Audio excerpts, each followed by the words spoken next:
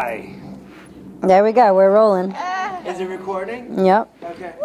Hello, this is Friday night's poetry circle. Friday night's poetry circle. Saturday. Sorry. Saturday night's poetry circle. Okay. We're expanding. Let me read the poem again. This is at Sable Hot Yoga, and this is a poem. This is called I Am. I am a gift from God. I am a vegetarian. I am honest with myself. I am wise. I am transcending into who I am. I am a peacemaker. I am a healer who knits words together. I am someone who sees color. I am a rainbow. I am pieces of you. I am a dancer of hope. I am a loving being. I am not a private writer. I am a light worker. I am a meditator.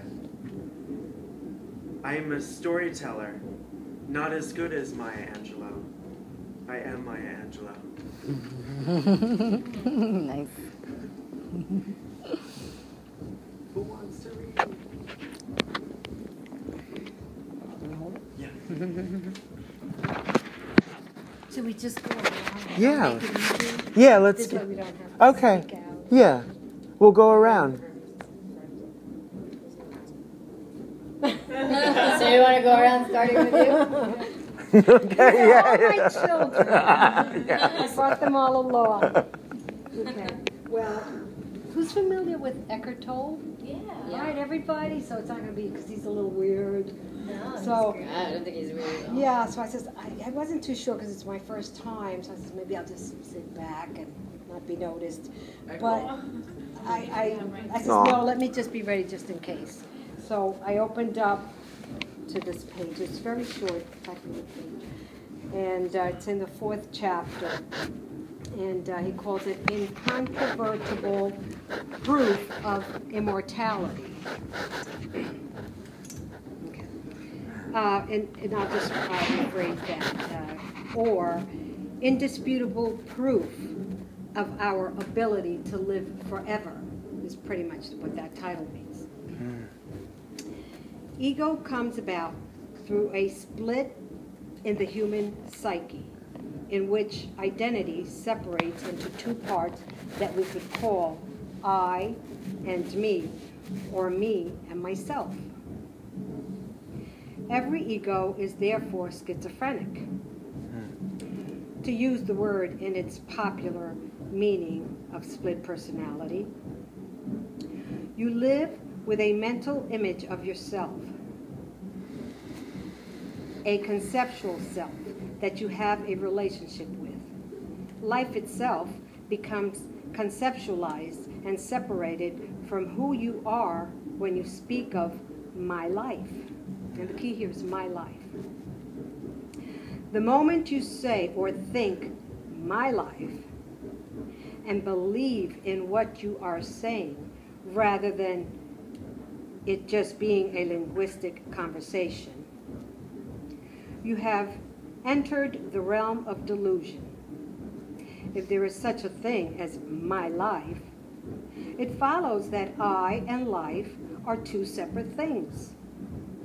And so I can also lose my life, my imaginary treasured possession.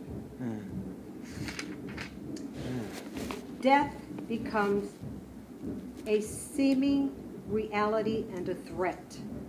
Words and concepts split life into separate segments that have no reality in themselves. We could even say that the notion my life is the original delusion of separateness, the source of ego. If I and life are two, if I am separate from life, then I am separate from all things, all beings, all people. But how could I be separate from life? What I, open, close quotes, could there be apart from life, apart from being? It is utterly impossible. That's the point he's trying to make. So there is no such thing as my life.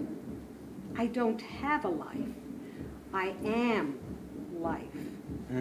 I and life are one. It could not be otherwise. So how could I lose my life? How could I lose something that I don't even have in the first place? How can I lose something that I am? It is impossible. Isn't he crazy? That's amazing. I love him. And then I have to go for a rest. That's amazing. It's amazing. I know. I love That it. word "my," I guess. My, Like yeah. Next time I hear myself, and here I'm It's saying, "Oh God, interesting. poor John," he's saying, "I am this, I am that." But you know, it's just in good fun. You can't take it seriously. No. Otherwise you become nervous. Right, You right, get right. depressed. Right. Okay. So, thank you. Thank you, Ellen.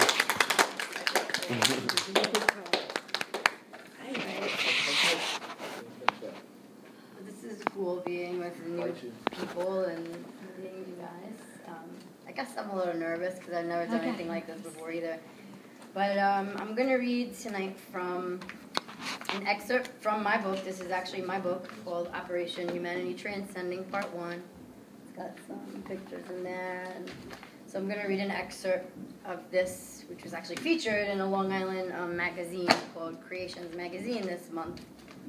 They featured part of the beginning of the book. And so it's titled, We're Waking Up.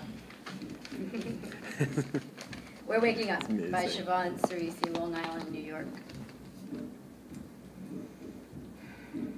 A tsunami of truth and revelation is sweeping our land and indeed the entire planet. From the origins of our existence to our global enslavement, whistleblowers, insiders, truth-tellers, and professionals from all paths of life are disclosing and revealing the jaw-dropping realities of our world that the majority of us do not get to hear about. Information is spreading like wildfire and cannot be tamed. It needs to annihilate the old paradigms that have kept humanity in a state of disempowerment and mental slavery for thousands of years. And that's exactly what is taking place right now. Concepts and institutions that we are born into and ruled by are busting at the seams, making way for new actualities to come into existence and take their place. The amount of information available is endless thanks to people working independently and in collaboration to shed light on the darkness that obscures our collective sight. They've been doing a tremendous job in their service to humankind by speaking out and sharing profound knowledge with the world. We are so fortunate to be living in the midst of an information explosion, for now we have an adequate amount of knowledge to comprehend the bigger picture of who and what we really are, where we have been, where we are now, and where we are going. No longer will we be manipulated to live in ignorance, for humanity is expanding its individual and collective understanding about our world and, more importantly, ourselves.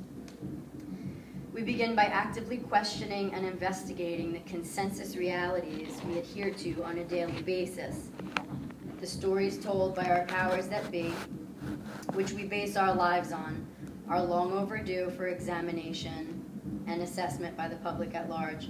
Government, banking, economics, state education, and religion are just some examples of the current world order that most of us had no hand in consciously creating.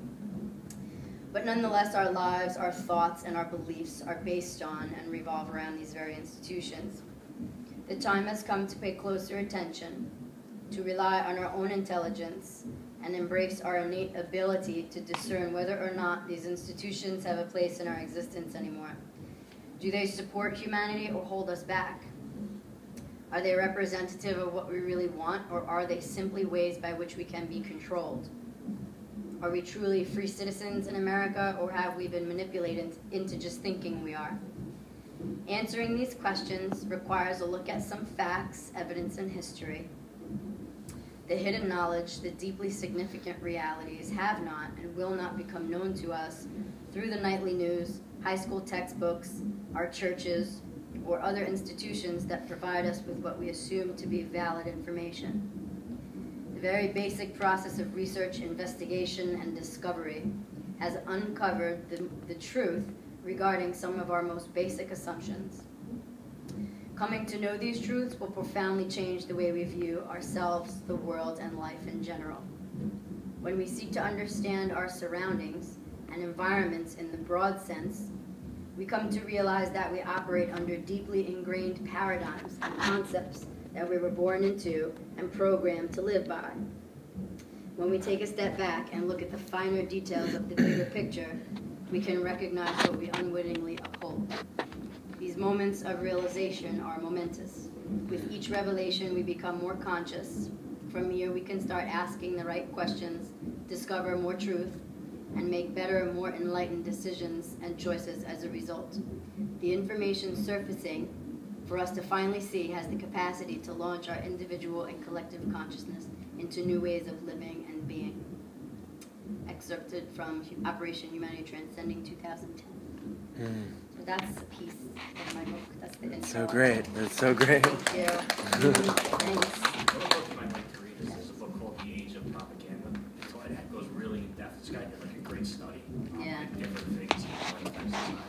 And great valid examples. So Right. it's something you might Thank want to you. read. Yeah, appreciate it.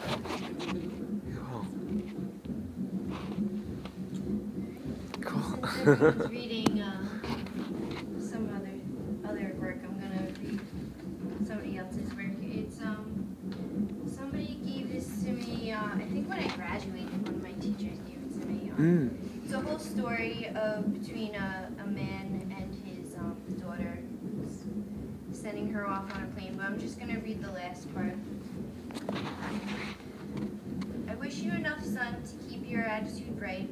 I wish you enough rain to appreciate the sun more. I wish you enough happiness to keep your spirit alive. I wish you enough pain so that the smallest joys in life appear much bigger. I wish you enough gain to satisfy your wanting. I wish you enough loss to appreciate all that you possess.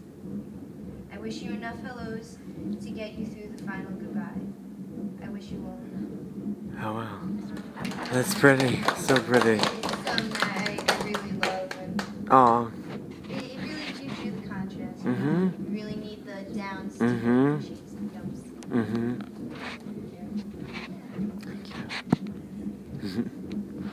I don't have anything either. Sorry. It's great hearing all you guys. Maybe you can tell us a little bit about yourself. Yeah. I can get to know you.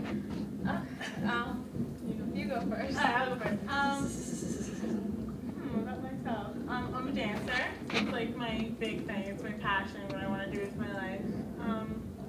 What else? That's me.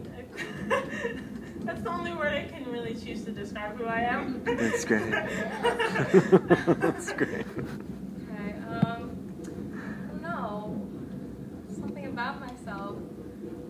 I like to have fun. I don't know. I like to have fun in life, and I enjoy every second of life. That's really it. That's great. May I ask, since you don't have anything to read, can you read what's on your foot? Oh, yeah. This is, I got this a couple months after not a couple months, a couple days after I turned 18. I wanted this ever since I can remember. Bob Marley said it. It says, "Live the life you love the life you live."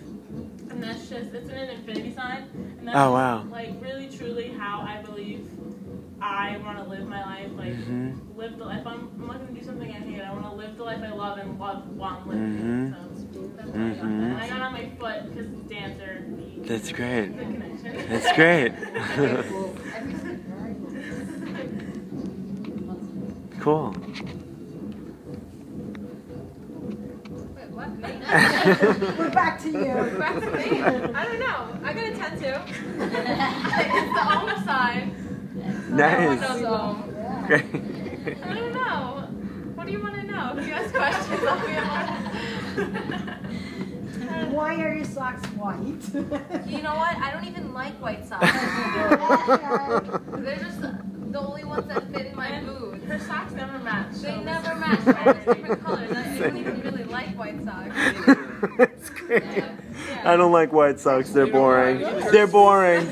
They get dirty too much. Yeah, I don't know. I like colors, so. Especially It's if cool. you shuffle across the floor, you don't get. Thank God we have socks. It's like, were you cleaning the floor because your sock is like dark? The brown? Swiffer sock. No. The Swiffer sock. Yeah. I never wear socks. They're the worst ever. Yeah. What? They don't. I can't feel anything. I can't feel the floor. I need to feel things. I don't like it. You're a dancer. Yeah, I need to I know. feel the floor. I know the feeling. I've got monkey feet. Yeah, it's just you need to. I agree, but it gets I can literally